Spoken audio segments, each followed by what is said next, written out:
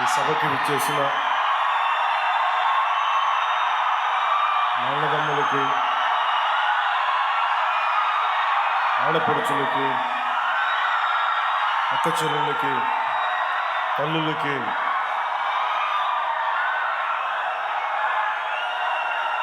సలసల రక్తంతో మరిగే యువతకి, జీవితానుభవాలతోటి పండిపోయి పొలాలు ఎండిపోతున్న పశువులకి నీరు లేకపోయినా అన్ని బాధల్ని దిగమింగుకునే ప్రకాశం జిల్లా రైతాంగానికి నా హృదయపూర్వక నమస్కారం. వేదిక పైన ఆశీనులై ఉన్న పెద్దలు, సోదరులు, జిల్లా ఇన్ఛార్జ్ మంత్రి శ్రీ ఆనం రామనారాయణ రెడ్డి గారికి, గౌరవ దేవాదాయ శాఖ మంత్రి వారికి నా హృదయపూర్వక నమస్కారం. ఇందాక వారు చెప్పినట్టుగా ప్రభుత్వ ఉద్యోగి కొడుకునవ్వబట్టి ప్రకాశం,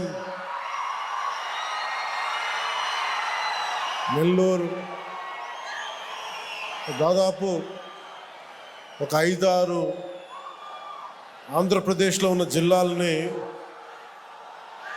మా నాన్నగారి ఉద్యోగ రీత్యా ఇవన్నీ తిరగటం జరిగింది. సో అలాంటి నెల్లూరులో మేము ఉన్నప్పుడు విఆర్ కాలేజీలో చదువుతున్న సీట్ కోసం 10th అయిన తర్వాత ఇప్పుడు దాకా తెలీదు, ఆనం రామనారాయణ రెడ్డి గారికి వారి విద్యార్థి నాయకులుగా ఉండేవాళ్ళు. సో వారికి నాకు సీట్ రావడానికి ఆనం వివేకానంద రెడ్డి గారు నా కజిన్ ద్వారా హెల్ప్ చేశారు నాకు. సో వారికి ఎప్పుడు థ్యాంక్స్ చెప్పుకునే అవకాశం రాలేదు. ఈరోజు వారికి సభాముఖంగా నా కృతజ్ఞతలు తెలియజేస్తాను. అలాగే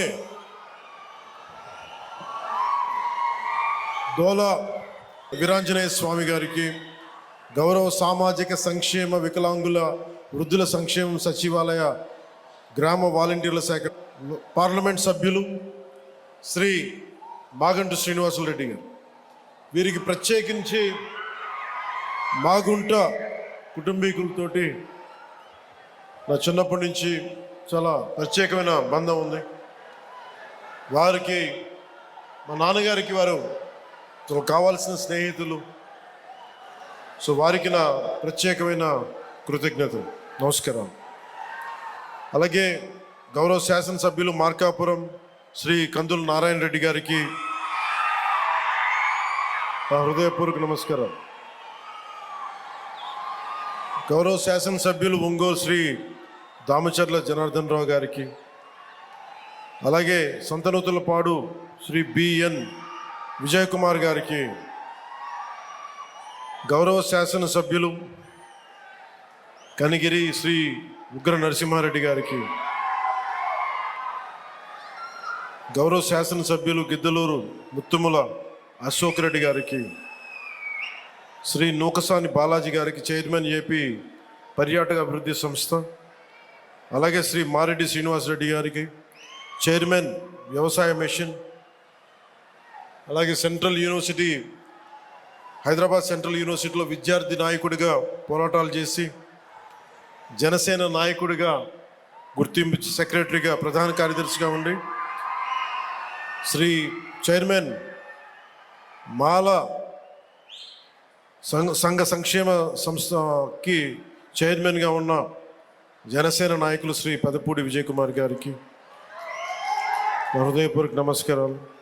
శ్రీమతి బి లక్ష్మీదేవి గారికి, మండల పరిషత్ అధ్యక్షురాలు శ్రీ నారు బాప్నారెడ్డి గారికి, జెడ్పీటీసీ, శ్రీ దయ్యాల నాగగురు బ్రహ్మం గారికి, సర్పంచ్. అలాగే ఈ జేజేఎం జరుగుతుంది, దీన్ని ముందుకి బలంగా తీసుకెళ్లిన ప్రిన్సిపల్ సెక్రటరీ పంచాయతీరాజ్ అండ్ గ్రామీణాభివృద్ధి శాఖ శ్రీ శశిభూషణ్ గారికి, అలాగే జిల్లా కలెక్టర్, జిల్లా మ్యాజిస్ట్రేట్ ప్రకాశం జిల్లా గోపాలకృష్ణ రోనంకి గారికి, శ్రీ విఆర్ దామోదర్ గారికి, గౌరవ జిల్లా పోలీస్ అధికారి, సూపరింటెండెంట్ ఆఫ్ పోలీస్, అలాగే శ్రీమతి పి గాయత్రీదేవి గారికి, ఇంజనీరింగ్ చీఫ్, గ్రామీణ తాగునీటి సరఫరా, శ్రీ డి హరేరామ్ నాయక్ గారికి చీఫ్ ఇంజనీర్ గ్రామీణ తాగునీటి సరఫరా, అలాగే కృష్ణతేజ గారికి కమిషనర్ పంచాయతీరాజ్ గ్రామీణాభివృద్ధి, వెంకటకృష్ణ గారికి ఓఎస్డి, ప్రత్యేకించి మీ అందరికీ నా హృదయపూర్వక నమస్కారాలు, హృదయపూర్వక ధన్యవాదాలు.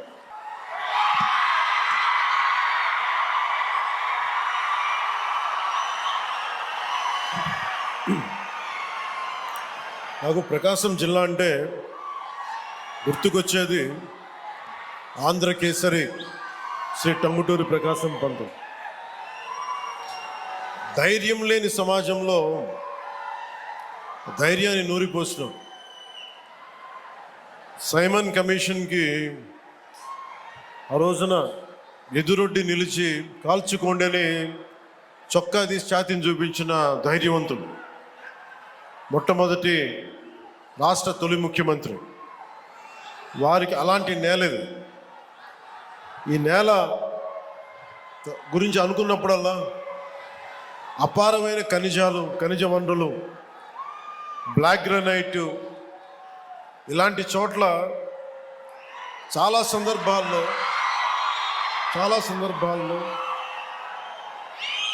ముఖ్యంగా ఇక్కడున్న యువత, ఈరోజు నేను వచ్చిన సందర్భం జేజేఎం కావచ్చు, కానీ ఇక్కడున్న యువతలో ఉన్న వేదన, కోపం, బాధ,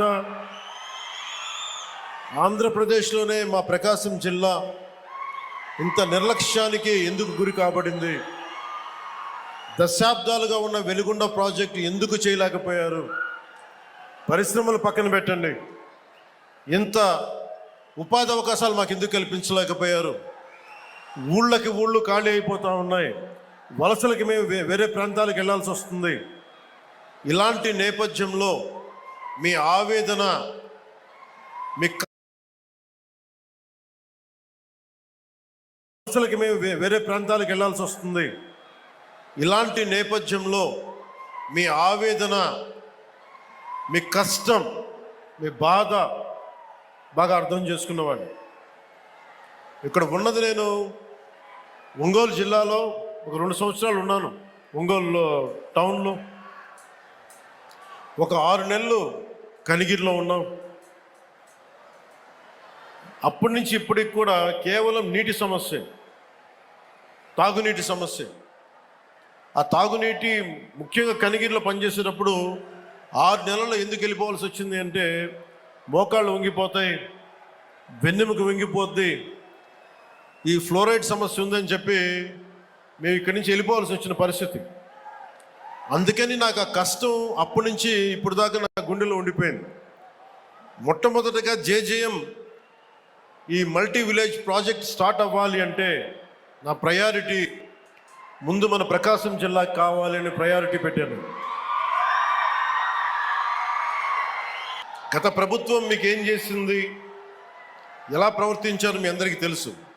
మన జిల్లాకు సంబంధించి వెలిగొండ ప్రాజెక్టుకి ఒక 4,000 కోట్ల రూపాయలు కావాలి. దాంట్లో మేజరు ఎవరైతే భూపరిహారానికి కావాలి. రాష్ట్రం మీద లక్షల కోట్ల అప్పులు తీసుకున్నారు, కానీ మనకు ఒక వెలిగొండ ప్రాజెక్ట్ తేలేకపోయారు. అలాగే గత ప్రభుత్వం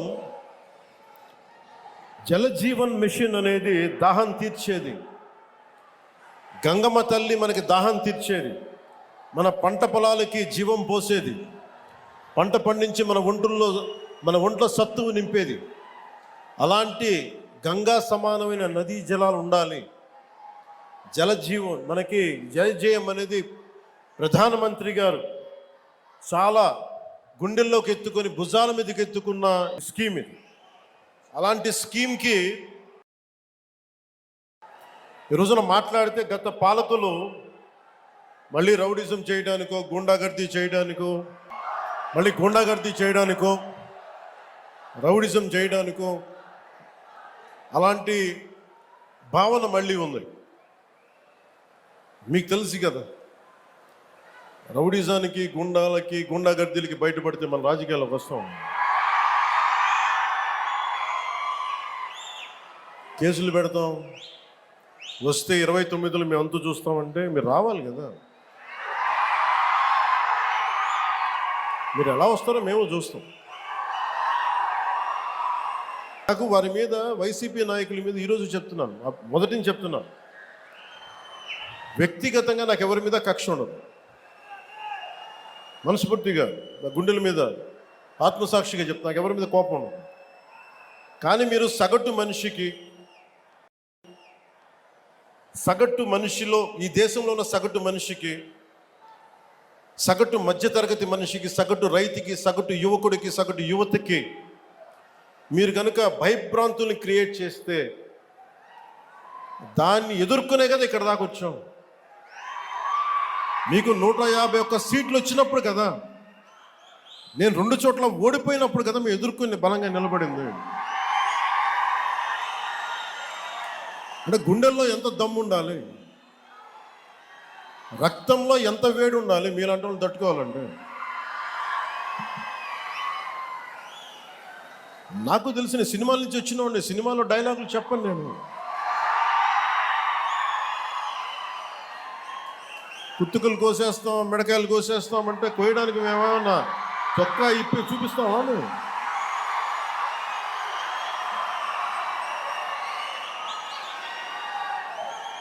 నేను సినిమాలో డైలాగులు చెప్పడానికి కూడా ఇబ్బంది పడతాం. సింహం గడ్డం గీసుకుంది, మేము గడ్డం గీసుకోలేదు. ఈ సరదాగా ఉంటాయి మిమ్మల్ని చీరప్ చేయడానికో సరదాగా చేయడానికి. నిజంగా గడ్డం గీసుకుంటే దరిద్రంగా ఉంటుంది. చూడండి, ఆలోచించండి. స్నానం చేయకుండా, మట్టి కొట్టుకుంటా. అంటే ఇవన్నీ ఏంటంటే సినిమాల్లో చెప్పిన డైలాగులు. అవి ఎందుకు చెప్తున్నానంటే సందర్భానుసారంగా చెప్తున్నాను. ఖచ్చితంగా మీరు అద్భుతమైన పాలన చేసి కనుక ఉండుంటే మీరు 11 సీట్లకు వచ్చేవాళ్ళు కాదు. మీరు అంటే ఇది రెలవెంట్ కాబట్టి చెప్తున్నాను. ఇది కక్ష తీర్చుకునే ప్రభుత్వం కాదు. ఇది తప్పులు చేస్తే శిక్షించే ప్రభుత్వం ఇది. అలాంటిది అంటే ఇది ఎందుకు చెప్తున్నానంటే మీకు, అంటే మీరు అరుపులు అరుచుకుంటూ వెళ్ళిపోతున్నారు, వాళ్ళు ఏమో బెదిరిస్తామన్నారు, కోస్తామంటున్నారు. మళ్ళీ మీ ఎర్ర జెండా శక్తి తెలియదు వాళ్ళకి. మీ గుండెల్లో ఉన్న ఆ వేడి రక్తం గురించి తెలియదు వాళ్ళకి. అంటే కడుపు కాలి ఉన్నవాడికి కష్టపడి పనిచేద్దాం అనుకున్నా మళ్ళీ తిరిగి కోపం తెప్పించుకోండి. పని చేసుకుని తల ఉంచుకొని పని చేసుకుంటూ వెళ్ళిపోతున్నాం. నిజంగా 11 సీట్లు వచ్చిన ఆ పార్టీగా మేము గౌరవిస్తున్నాం. ఈ ప్రభుత్వం గౌరవ ముఖ్యమంత్రి శ్రీ నారా చంద్రబాబు నాయుడు గారి నాయకత్వంలో ఉన్న ఎన్డీఏ కూటమి నడుపుతున్న ఈ ప్రభుత్వంలో తప్పులుంటే ఖచ్చితంగా చెప్పండి. ఖచ్చితంగా చెప్తే మేము సరిదిద్దుకుంటాం, లేదా వివరణ ఇస్తాం. అంతేగాని మేము కుత్తుకులు కోసేస్తాం, రంపాలు తెస్తాం, రంపాలు పెట్టి కుత్తుకులు కోస్తాం అంటే మీకు తెలుసు కదా. అలాంటి వాటికి తాటాకి చప్పుళ్ళకి మేము భయపడం. సో జల్ జీవన్ మిషన్కి 2019 నుంచి 2024కి నరేంద్ర మోదీ గారి ఆధ్వర్యంలో నాయకత్వంలో ఉన్న కేంద్ర ప్రభుత్వం మన రాష్ట్రానికి 26,000 కోట్ల రూపాయలు శాంక్షన్ చేసింది, మనకి ఖర్చు పెట్టమని. మీరు ఊహించండి ఎంత ఖర్చు పెట్టారో వీళ్ళు.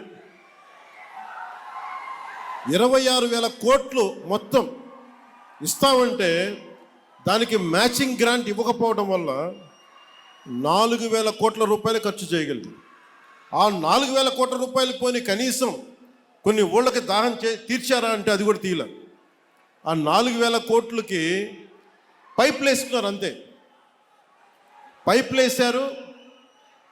ఇప్పుడు పైపులు వేస్తే వాటర్ సోర్స్ చూపించాలి కదా. ఎక్కడి నుంచి నీళ్లు పట్టుకొస్తున్నావు, చెరువు నుంచా, కుంట నుంచా, ఎక్కడి నుంచి పట్టుకొస్తున్నావు అంటే అవి కూడా చేయలేదు. పైపులు వేసి కూర్చోబెట్టారు. ఎప్పుడు మనకి ఉపరితలం నుంచి మన సర్ఫేస్ వాటర్ ఎప్పుడు వస్తుందని. దీనివల్ల ఆ 4,000 కోట్లు కూడా చాలా వరకు వృధా అయిపోయింది. ఈ రోజున జేజేఎం మెషిన్ ఆగిపోతుంది. ఈరోజు మనం కూటమి ప్రభుత్వం ఎందుకు ఇంత బలంగా ఉన్నామంటే, అంటే మీరు మా మీద పెట్టిన నమ్మకానికి, అన్నదమ్ములు, ఆడపడుచులు, యువత, పెద్దలు, పిన్నలు, రైతాంగం, మధ్యతరగతి అందరూ నమ్మి ఓటేస్తే జల్ జీవన్ మిషన్ పథకాన్ని మేము ఆపేస్తున్నాం అని కేంద్ర ప్రభుత్వం చెప్పారు. మాకు కంటిన్యూ చేయాలని లేదు మాకు. ఎందుకంటే నీళ్ళు ఇవ్వడం అనేది స్టేట్ సబ్జెక్ట్. ఇది ఇన్ని రాష్ట్రాల మీద మాకు భారం అయిపోతుంది, మేము ఇవ్వలేమంటే ముందు నేను వెళ్ళి బిఆర్ పాటిల్ గారిని కలిసి, జలశక్తి మినిస్టర్, కేంద్ర మంత్రివర్యులు వారిని కలిసి వివరించాం. సార్, గత ప్రభుత్వంలో 26,000 కోట్లు మీరు ఇస్తే మేము 4,000 కోట్ల గత ప్రభుత్వం ఖర్చు పెట్టింది. అది కూడా ఇంత అవకతవకలుగా. ఈ రోజున కనుక మీరు ఇవ్వకపోతే మాకున్న సమస్యలు విని మన ప్రకాశం జిల్లా వెలిగొండ ప్రాజెక్ట్ దగ్గర నుంచి మన పల్నాడు, అలాగే మనకి అనంతపురం, శ్రీకాకుళం ఎక్కడైతే ఉన్నాయో అన్ని దాదాపు మేజర్గా ఇవి, మిగతా అన్నిటికీ అన్ని ఎక్కడైతే నీటి ఎద్దడి ఎక్కువ ఉందో వీటన్నిటికీ దాదాపు ఒక 83,000 కోట్లు 84,000 కోట్లు అవసరం అవుద్ది. 26,000 కోట్లు కూడా సరిపోదనంటే వాళ్ళు అసలు మేము రూపాయి కూడా ఇచ్చే పరిస్థితిలో లేము, అంత ఇబ్బందుల్లో ఉన్నామంటే కేవలం మనం ఎన్డీఏ కూటమిని గెలిపించాం కాబట్టి మా గొంతు బలంగా, మా గళం బలంగా వినిపిస్తే తర్వాత గౌరవ ముఖ్యమంత్రి చంద్రబాబు నాయుడు గారు, నేను ఇంకొకసారి మరోమారు జలశక్తి మినిస్టర్ గారి దగ్గరికి వెళ్ళి ప్రధానమంత్రి గారికి వారికి చేస్తే ఈ రోజున జేజీఎం ప్రాజెక్ట్ మొదటి విడత మనకి 1,390 కోట్లతోటి మన ప్రకాశం జిల్లాలో మొదలు పెడుతున్నామంటే దానికి మీరు మా మీద పెట్టుకున్న నమ్మకం, కేంద్ర ప్రభుత్వం మన మీద ఉంచిన నమ్మకం. ఒక 4 దశాబ్దాల పైనే కనిగిరిలో పెరిగినాం. 4 దశాబ్దాల క్రితం మొట్టమొదటిసారి స్వాతంత్రం వచ్చాక మన ప్రకాశం జిల్లాలో చేపడుతున్న అతిపెద్ద తాగునీటి సరఫరా పథకం ఈరోజు మనం జల్ జీవన్ మిషన్ ద్వారా చేపడుతున్నాం. 1,290 కోట్లతోటి ప్రకాశం జిల్లాలో 7 నియోజకవర్గాలు, ఎర్రగొండపాలెం, గిద్దలూరు, మార్కాపురం, కనిగిరి, కొండేపి, కందుకూరు, దర్శి అసెంబ్లీ నియోజకవర్గాల పరిధిలో 18 మండలాలు, 578 గ్రామాల్లో ఉన్న దాదాపు 10 లక్షల పైచిలకు జనాభాకు వచ్చే 30 సంవత్సరాల పాటు ఈ పథకం ఫస్ట్ ఫేజ్ ద్వారా తాగునీటిని అందించబోతుంది. దీనికోసం ఒక water treatment plant, 19 సంపులు, 31 over head balancing రిజర్వాయర్లు, 334 ఓవర్ హెడ్ ట్యాంకులు, 5,000 కిలోమీటర్ల మేరకు పైప్ లైన్లు వేసి శ్రీ పూల సుబ్బయ్య వెలిగొండ ప్రాజెక్ట్ నుండి ప్రజలకి, మన ప్రకాశం జిల్లా ప్రజానికానికి నీరు అందజేయబోతున్నాం. గత పాలకులు మీకు చెప్పాను, ప్రజలకు మంచి నీరు అందించే కార్యక్రమాలని పూర్తిగా పైకెక్కించారు. అంటే లాస్ట్లో ఇంకా ఓడిపోతున్నామని తెలుసుకునే దశలో అప్పుడు ఒక శిలాఫలకం వేశారు మన ప్రకాశం జిల్లాకు సంబంధించి. నిజంగా వాళ్ళకి త్రికరణ శుద్ధి ఉండుంటే వాళ్ళు ఎప్పుడు చేస్తుండాలి? వచ్చిన మొదటి సంవత్సరంలో చేస్తుండాలి. ఈరోజు వాళ్ళు లక్షల కోట్ల అప్పులు పెడితే అన్ని తట్టుకొని, ముఖ్యంగా మీరు మనం ఉండటం వల్ల ఆంధ్రప్రదేశ్ 21 ఎంపీలను గెలిపించడం వల్ల కేంద్ర ప్రభుత్వానికి అది ఒక బలం, ఆక్సిజన్ అయిపోయింది. దానివల్ల మనకి ఈరోజు డబ్బులు వస్తూ ఉన్నాయి. దానికి కారణం మీరు మమ్మల్ని నమ్మి, నారా చంద్రబాబు నాయుడు గారి నాయకత్వంలో నమ్మిన కూటమిని గెలిపించినందుకు దానికి నిదర్శనం ఈ రోజున మన ప్రాజెక్ట్ స్టార్ట్ అవటం. గత ప్రభుత్వం 5 సంవత్సరాల ఎలాంటి మంచినీటి పథకం మొదలు పెట్టలేదు. చివరి సంవత్సరం ఇందాక చెప్పినట్టుగా ఎలక్షన్కి ముందు శిలాఫలకాలు వేసి పరిమితమయ్యారు. ఈ రోజు వచ్చి వాళ్ళు రోడ్ల మీదకి వచ్చి మేము కుతుకులు కోస్తాం, ఇవన్నీ చేస్తామంటే ప్రజలకు అర్థం కాదా? మనకు అర్థం కాదు. కానీ మన కూటమి ప్రభుత్వం ఏర్పడ్డాక చాలా ప్రణాళికాబద్ధంగా జల్ జీవన్ మిషన్ ప్రాజెక్ట్ని ముందుకు తీసుకెళ్తుంది. అందులో భాగంగా నేను ఒకటే చెప్పాను, శిలాఫలకాలు వేస్తారు అందరూ, ఎప్పుడు ఫినిష్ చేద్దామంటే అధికార యంత్రాంగం, ఉన్నతాధికార యంత్రాంగం కానీ కాంట్రాక్టర్స్ కానీ అందరూ ఒకటి ఇచ్చారు, సకాలంలో కనుక మన నిధులు కనుక వచ్చేస్తే 18 నెలల నుంచి 20 నెలల్లో ఈ ప్రాజెక్ట్ని పూర్తి చేస్తాం. ఇది నేను ప్రత్యేకించి నేను ఈ పథకాన్ని నేను పర్యవేక్షిస్తాను. అలాగే మార్కాపురం లక్ష్మీ చెన్నకేశవ స్వామి ఆలయం భూములు మంచి గొడవ ఉందా? దేవాదాయ శాఖ మంత్రి గారు ఉన్నారు ఇక్కడే, వారి దృష్టిలో కూడా పెడుతున్నాను. అంటే ఆలయం భూములు అనగానే భగవంతుడి భూములు కదా దోచేద్దామని అందరికీ తేలిగ్గా ఉండదు.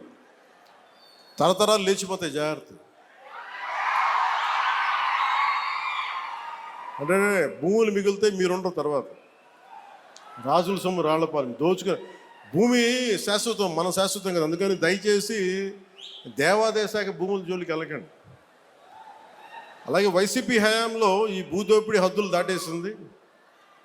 భూమి కనిపిస్తే దేవాలయ భూములు కానీ, అటవీ భూములు కానీ, ఖాళీ భూములు కానీ, ఎక్కడ ఖాళీ భూమి కనపడితే అక్కడ గత ప్రభుత్వ పాలకులు గద్దల్లో వాలిపోయి ఆక్రమించారు. దేవుడి భూములను కూడా అక్రమంగా రిజిస్టర్ చేయించుకున్నారు. ఈ వ్యవహారం మీద ప్రభుత్వం దృష్టి సారించింది. ఆక్రమణకు గురైన దేవాలయాల భూములు తిరిగి వెనక్కి తీసుకునే ప్రక్రియని ఇప్పటికే ప్రారంభించాం. దేవాలయ భూములకు రక్షణ కల్పించే బాధ్యతను కూడా కూటమి ప్రభుత్వం తీసుకుంది. అలాగే వెలిగొండ ప్రాజెక్టుకి నాకు నిజంగా చాలా సంవత్సరాల నుంచి, గత 15 సంవత్సరాల నుంచి నా కోరిక ఒకటే, నా ఆశ చెప్తున్నాను. మీరు ఇక్కడ పారిశ్రామికీకరణ జరగాలి, ఇండస్ట్రియలైజేషన్ జరగాలి. ఇక్కడున్న యువతకి, ఆడపడుచులకి ఉపాధి అవకాశాలు ఎక్కువ మెండుగా పెరగాలి. అందుకని ముందుగా నీళ్లు కావాలి ఇక్కడ. వాటితో పాటు శ్రీశైలం నుంచి కాకుండా ముందు వెలిగొండ ప్రాజెక్టు కనుక అయిపోతే మనకి పారిశ్రామిక అవసరాలకు కూడా మనకి నీటి సరఫరా చేయగలం. దానివల్ల ఉపాధి అవకాశాలు మరింత మెరుగవుతాయి. అంటే నేను చూస్తుంటే ఇందాక చూసిన 1290 కోట్లు ఫస్ట్ ఫేజ్ ప్రాజెక్టుకి. లాస్ట్ ఎలక్షన్లు తీసుకుంటే మన ప్రకాశం జిల్లానే 2000 కోట్లు ఖర్చు పెట్టారేమో అందరూ కలిపి. అంటే ఒక్కొక్క నియోజకవర్గానికి 150 కోట్లు కూడా ఖర్చు పెట్టారు. అంటే డబ్బు ఉంది ఇక్కడ మన ప్రకాశం జిల్లా. కాకపోతే అది ప్రజలకు వెళ్ళట్లా, పైపైన జరుగుతుంది. మీరు కనుక నన్ను నమ్మి మన కూటమి ప్రభుత్వాన్ని నమ్మితే నాకు కొంచెం సమయం కావాలి. మీ తరపున పోరాటం చేయడానికి నాకు కొంచెం సమయం కావాలి. అందుకని ఉపాధి అవకాశాలు మనకు వచ్చేలాగా ఒక ఎలక్షన్కి 150 కోట్లు ఖర్చు పెట్టగలుగుతున్నప్పుడు ఒక ప్రాజెక్టు ఫినిష్ చేయడానికి 800 కోట్ల రూపాయలు ఖర్చు పెట్టగలిగితే వెలిగొండ ప్రాజెక్టు ఆ భూపరిహారానికి ఇవ్వగలిగితే మనం ప్రాజెక్ట్ అయిపోద్ది. కానీ వాటి డబ్బులు లేక ఇట్లా అయిపోద్ది. దానికి ఏంటంటే డబ్బులకి ఆశ పడకుండా, మీరు ఎన్నికల్లో డబ్బులు పెట్టుకొని గెలవండి, అభ్యంతరం లేదు. కానీ మీరు గెలిచినా, డబ్బులు పెట్టి గెలిచినా కానీ ప్రజలకు ఉపయోగపడేలా పాలన జరిగితే అది నేను దాన్ని కూడా వదిలేసి, అలాంటి పరిస్థితుల్లో తీసుకెళ్ళాలి అంటే ఈ రోజున పొలిటికల్ ప్రాసెస్ డబ్బులు పెడితే తప్ప ఎలక్షన్లు గెలిచే పరిస్థితుల్లో లేదు.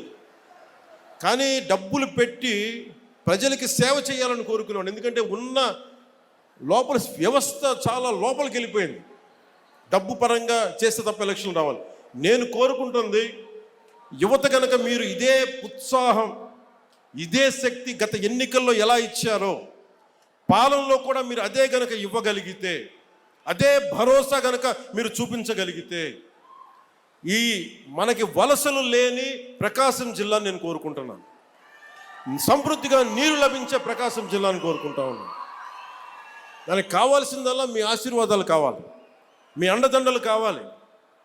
అలాగే కూటమి ప్రభుత్వం నాకు గౌరవ ముఖ్యమంత్రి చంద్రబాబు నాయుడు గారికి కానీ, భారతీయ జనతా పార్టీ నాయకులకు కానీ, నరేంద్ర మోదీ గారికి కానీ చాలా బలమైన అవగాహన ఉంది, పరస్పర గౌరవం ఉంది. ఎవరు ఏమి కాంట్రిబ్యూట్ చేశారో మాకు చాలా క్లారిటీ ఉంది. కానీ అది ఈ రోజున అది పంచాయతీ స్థాయికి దాకా వెళ్ళాలి. పంచాయతీ స్థాయి దాకా జనసేన పార్టీ ఏం చేసింది, క్షేత్రస్థాయిలో జనసేన నాయకులకి గౌరవం ఇవ్వడం, అలాగే జనసేన నాయకులు తెలుగుదేశం నాయకులకు గౌరవం ఇవ్వడం, లేదా అందరం కలిసి మన ముగ్గురు భారతీయ జనతా పార్టీ నాయకులతో కూర్చొని మాట్లాడటం. సమస్యలు వస్తాయి, ఒక్కోసారి ఇబ్బందులు ఉంటాయి, కానీ వాటిని అధిగమించి ముందుకు వెళ్ళటమే మన లీడర్షిప్ క్వాలిటీ. అందుకని దయచేసి అందరం, నాకు గౌరవ ముఖ్యమంత్రి నారా చంద్రబాబు నాయుడు గారికి కానీ పదే చెప్తా ఉన్నాను. దేనికి చెప్తున్నానంటే ఇంకొకళ్ళు వస్తారన్న భయం లేదు మాకు, వాళ్ళు రారని మాకు తెలుసు. కానీ ఒక పని చేసేటప్పుడు రోజు లాక్కుంటా పీక్కుంటా లాక్కుంటా తిట్టుకుంటా, అంటే ఒక సామెత ఉంటుంది కదా, తల్లిదండ్రులు తిట్టుకుంటా లేస్తే పిల్లలు కొట్టుకుంటా లేస్తారు. అలాగా నాయకులు ఎప్పుడు పరస్పరం తిట్టుకుంటా ఒకళ్ళు పొడుచుకుంటామంటే, వేదిక పైన నాయకులకు కానీ రాష్ట్ర స్థాయిలో ఉన్న నాయకులందరికీ కూడా మా అందరి బాధ్యత, మీరు మా మీద భరోసా పెట్టారు. మీరు లేకపోతే 93% కూటమికి, జనసేనకి 100% స్ట్రైకింగ్ రేటు. ఇవన్నీ ఎందుకు ఇచ్చారు? నేను పదే సభలు ఇదే చెప్తున్నాను, కూటమికి కూడా ఇదే చెప్తున్నాను, కూటమి నాయకులందరికీ కూడా. దయచేసి దీన్ని ఒకళ్ళు ఎక్కువ ఒకళ్ళు తక్కువ కాదు, అందరం చాలా అవసరం, ఒకళ్ళకొకళ్ళు అందరం చాలా అవసరం. నేను గతంలో కూడా చెప్పాను, గౌరవ ముఖ్యమంత్రి గారిని లాస్ట్ టైము గత ప్రభుత్వం ఆయన జైలు పాలు చేసినప్పుడు కొద్దిమంది జనసేన పార్టీకి సంబంధించిన మద్దతుదారులు ఏదో మాట్లాడితే, తెలుగుదేశం పార్టీని దయచేసి అలా బలహీనంగా చూడకుండా, చాలా బలమైన పార్టీ, దాని గొడవ పెట్టకండి అలా ఇంత నేను గౌరవించాను. అంటే మీకు అడ్వర్సిటీ రివీల్స్ ట్రూ క్యారెక్టర్ అంటారు. ప్రతికూలత పరిస్థితుల్లో మీరేంటి, ప్రతికూల పరిస్థితుల్లో నీ సత్తా ఏంటి, అది కదా. అంటే కష్టాలు ఉన్నప్పుడు నేను ఏం చెప్తున్నానంటే, మేము ఏ రోజు కూడా ఏ పార్టీని తగ్గించలేదు, తెలుగుదేశాన్ని ఏ రోజు తగ్గించలేదు. భారతీయ జనతా పార్టీ నాయకత్వం లేకపోతే, అండదండ లేకపోతే ఈరోజు జేజేఎం రాదు. ఈ రోజున తెలుగుదేశం పార్టీ లేకపోతే, నా గౌరవ ముఖ్యమంత్రి గారు లేకపోతే ఈ ఫైనాన్స్ ఇంత ప్రణాళికాబద్ధంగా చేయలేం. నాకు అనుభవం లేదు, నాకు పోరాటం చేసే శక్తి ఉంది. అంటే ఒక పని చెయ్యాలి అంటే ఇన్ని శక్తులు గుమిగూడా. అన్ని వేళ్ళు ఒకలా ఉండవు, కానీ ఏ వేలుకి ఈ బొట్టనేలు తీసేస్తే ఏం చేస్తాం, ఏకల వీళ్ళ ఏం చేయలేము. సో ఎవరు ఎక్కువ ఎవరు తక్కువ లేదు, మొత్తం కలిస్తేనే పిడికిలి.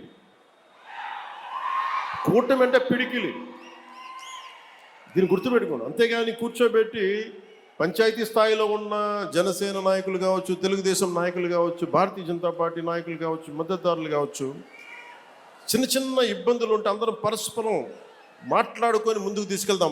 మన ఆబ్జెక్టివ్, మన గోల్ ప్రజలకి న్యాయం చేయటం. ముఖ్యంగా ప్రకాశం జిల్లా దగ్గరికి వచ్చినప్పటికీ దాహం తీర్చడం.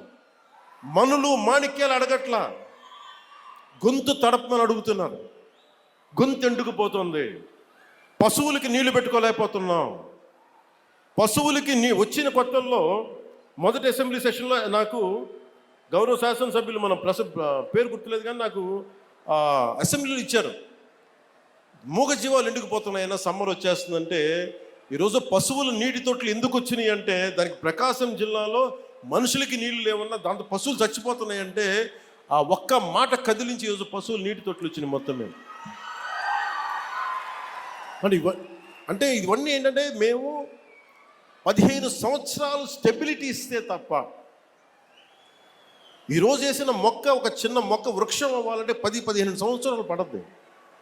ఒక మామిడి చెట్టు ఈరోజు మొక్క వేస్తుంది రావడానికి 8-10 కనీసం దశాబ్దం పైన తీసుకుంటుంది. అలాంటిది ఈరోజున ఒక పబ్లిక్ పాలసీ చేస్తే, ప్రజలకు ఉపయోగపడే చెయ్యాలి అంటే ఇంతమంది, ఇంత సమయం కావాలి. అందుకే నేను పదే చెప్తా ఉన్నాను, 15 సంవత్సరాలు కలిపి ఉండాలి అని. దయచేసి నన్ను అందరూ కూడా అర్థం చేసుకోండి. నేను ఈరోజు మీకు ప్రకాశం జిల్లా మనకి ఈ సభ సాక్షిగా చెప్తున్నాను, నాకు నా పార్టీ సంక్షేమం కంటే కూడా, కూటమి సంక్షేమం కంటే కూడా నాకు నా ప్రజల సంక్షేమం చాలా చాలా ముఖ్యం, చాలా ముఖ్యం నాకు. ఎందుకంటే మాకు అధికారం ఇచ్చింది, మీరు కష్టపడమని ఇచ్చారు, మాకు అధికారం, మీకు నిలబడమని ఇచ్చారు, సమస్యలకి పరిష్కారాలు ఎతకమని ఇచ్చారు, కొట్టుకోమని మీరు ఇవ్వలేదు. ప్రతి ఒక్కరూ మేము తెలుసుకోవాలి. అందుకని బయట అధికారం నుంచి వెళ్ళిపోయిన గత ప్రభుత్వ పాలకులు రెచ్చగొట్టాలని చూస్తారు, వాడు రెచ్చిపోకండి. యువత కూడా దయచేసి ఇదే విన్నవించుకుంటూ, మాకు ఈ అవకాశాన్ని ఇచ్చిన గౌరవ ప్రధానమంత్రి గారికి ప్రత్యేకించి my heartful thanks to honourable PM Shri Narendra Modiji, honourable union minister for Jal Shakti Shri CR Patil ji, and my heartfelt thanks to Chief Minister, Honorable Chief Minister Sri Nara Chandrababu Naidu garu, I'm grateful to you all. Sir, మాకు గొంతులు ఎండుకుపోతున్న మాకు కనీసం కనుచూపు మేరలో మాకు దాహం తీర్చే అవకాశం ఉందనేది మొట్టమొదటిసారిగా మాకు స్వాతంత్రం వచ్చిన తర్వాత చిన్న ఆశ కల్పించినందుకు, ఒక హోప్ ఇచ్చినందుకు ప్రతి ఒక్కరికి పేరు పేరున ధన్యవాదాలు తెలుపుకుంటూ, జిల్లా యంత్రాంగానికి, ఎస్పీ గారికి, కలెక్టర్ గారికి, ఉన్నతాధికారులందరికీ, ఇక్కడ సెక్యూరిటీ చేస్తున్న ప్రతి ఒక్క పోలీస్ కానిస్టేబుల్స్కి, పోలీస్ అధికారులకి, ప్రతి ఒక్కరికి నా హృదయపూర్వక ధన్యవాదాలు తెలుపుకుంటూ,